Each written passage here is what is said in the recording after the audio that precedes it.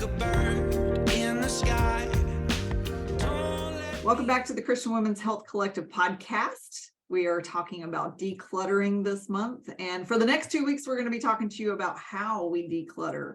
Today, we're going to focus on setting a goal on what it is that we're looking to do when we finish our declutter project, because with no end in sight, there really can be no beginning.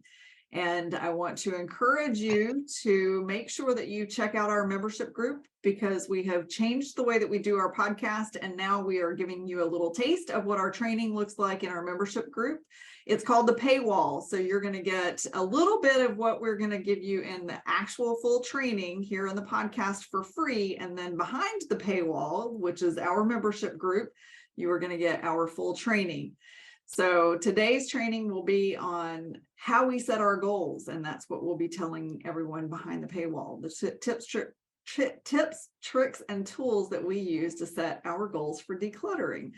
So to kick off today's podcast session, I'm going to have a lot of editing to do today.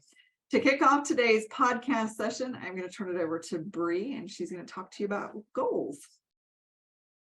So yeah, I think this is the biggest thing when it comes to anything in life that's worth doing, really, is that you have to have a goal in mind. You have to start with the end in mind so that you know where you're going. And that is especially true with decluttering and organizing, because if you pull everything out to declutter and then you don't have a goal or a vision in mind for what it's going to look like in the end, then it kind of turns into just a more overwhelming mess, and you get lost with how to put everything back or try and organize it. So I would encourage you to think about, number one, like what is it that you want to declutter, and what do you want that to look like, and what is your vision for that? Like, do you have an old spare room that you've just been storing more and more stuff in that you want to turn into a study or a guest room, or maybe you want it to be a playroom for your grandkids or something.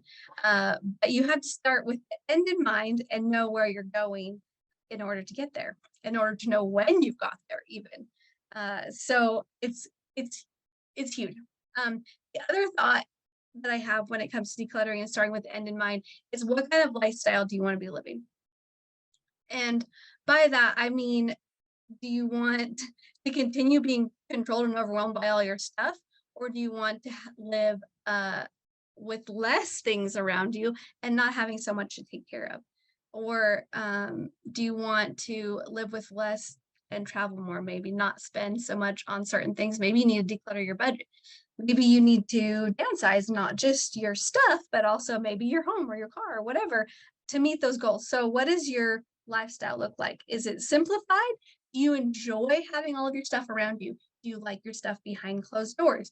What kind of storage is easy for you to use? So there's a lot of questions and a lot of thought that goes into exactly how you want that to look like, or what you want it to look like in the end, as far as like the lifestyle that you want to live. Do you want to have all the kitchen gadgets and fill up all of your drawers, or do you want just 10 simple things because you don't cook very often? So those are things to think about when it comes to having the end in mind. So I would encourage you to write down exactly what it is that you want to declutter, what you want that to look like in the end, and then work backwards as far as like what big things do you need to get out of the way? Are there things that you need to purchase to organize things? Are there things that you can find from another space to reuse in this space? So yeah, that's my 2 cents on starting with the end in mind, because that is the most important part of decluttering. Yeah, Julie, what do you think about that? I love everything that you said, and it really makes me think about, sometimes I think, gosh, I need to declutter, but then I don't have time, or I don't, just like you said, I know that it needs to happen, but I don't have that end in mind. I don't think about what that end result could look like. Instead, I just think I don't want to do it. And then it just stays there, and it just gets bigger and bigger and bigger. So, and it could be anything from a closet to a drawer to a cabinet to even something as simple as the pots and pans. You know, sometimes those pots and pans, you go to the dishwasher and you pull them out and you got to put them in. And I get aggravated because I'm like, you know, they're just not stacked just so they go in evenly and nicely. And you know, something like that that gives you anxiety and stress, it really compounds. You know, if you've had a crazy day and then you know, have to do dishes and then you're putting them up and it's just like, you know, just struggle there. That's where I would call you to pay attention, to think about in each room that you go into, what is something that really stands out for you. For me, it was a lot about prayer and just really meditating and talking to God about it, and just the things that I wanted, like, you know, like Bree was saying, have an end goal in mind, which is something that a lot of us don't think about, but also pray about it and say, you know, what is it that I need to declutter? Or what does that look like for me? Or, you know, if I change this space that has been, you know, my family space for so long, and I don't know what to do with it anymore, and I'm overwhelmed by it. And, but I know in my heart that it's something that I need to do. So God, will you help guide me, or to lead me to that place to where I have the strength? Or will you even show me what I need to do with these things? Maybe it's give it to somebody, or maybe it's donate. And letting go of those belongings are really, really hard.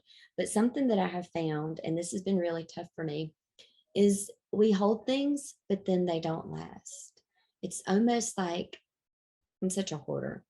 So, and there's certain things that I just hoard and I don't even know why. One of them is sheets. I'll have 10 sets of sheets. Who needs that many sheets? So, but what I've noticed is the raveling will rot in those sheets. They're no good anymore. You know, I've wasted them. Perfume, you know, I'll save perfume because it was, you know, somebody special, and then it's ruined, you know. So I think that's another thing, is we save things. So what is it that you're saving? And is there a value there? Is it something that you should just use and feel pretty when you're in? Maybe there's things that you're saving in these boxes that you can pull out and actually put to good use and fill your heart with some love. So do that, walk around your home, think about what's there, think about what brings you joy, think about what brings you anxiety, incorporate Bree's idea into that end goal in mind. That's about what I have to say. There's more though coming up in the training, so be sure to sign up and join us for the challenge. Sheri, what about you? So I think I love both of your ideas, and I think for me, a lot of it is time, and it's time that, you know, taking the time to do it. And you can always make the time for things that you want to do, but sometimes it's like, wow, this sounds like so much more fun over here. So it's, but, you know, once I do get into doing the decluttering, there really is a sense of peace and gratitude and getting rid of things and feeling more spacious. And so for me, even it's just, you know, going in and, you know, I did this with my husband. It's just pick 5 things in the garage and get rid of them. Just 5 things.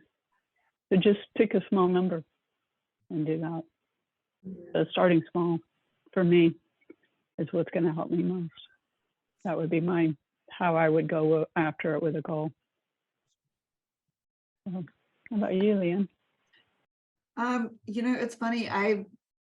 We all have tangible things that we obviously need to get rid of. I don't know anyone who doesn't have anything in their house or something in their house that they can get rid of. But also, and I've talked about this in the past couple of weeks, when Bree mentioned, you know, how do you want to live your life? And then Julie mentioned things that bring us anxiety. One of the things that also really needs to be decluttered in a lot of us is our head, right? And so having a goal of how do I want to wake up every day? How do I want to end my day every day? What do I want my mindset to look like every single day? That's kind of a big one for me, especially And having that goal in mind helps me figure out how I want to declutter my mind and how I want to live each day to try and have it be better than the day before. And that also depends on, what kind of a person you want to be, what your relationships look like, what you want those relationships to look like. Myself in particular, I prayed really hard for a new group of Christian women, and I have just continued to have these beautiful Christian women enter my life. I just started working with a lady the other day who is very, very devoted Christian, and it's just so cool. It's so cool, but it does take having a goal in mind. And so that's part of the goal too. Now, when it comes to tangible things, I think it's really important, like what you were talking about, Sheri, starting off with something really small, because if we go into a declutter idea and we think, okay, I'm just going to declutter my whole house. Well, I have an 1,800 square foot house. There's no possible way I can walk into any room in my house and just say, okay, I'm going to declutter this right now and not lose my mind. Every time my husband tries to declutter our office, the floor is just covered in everything in the closet and everything in the desks, and it's just a mess. And then what ends up happening is everything goes right back where it was. So because there's never a plan in place.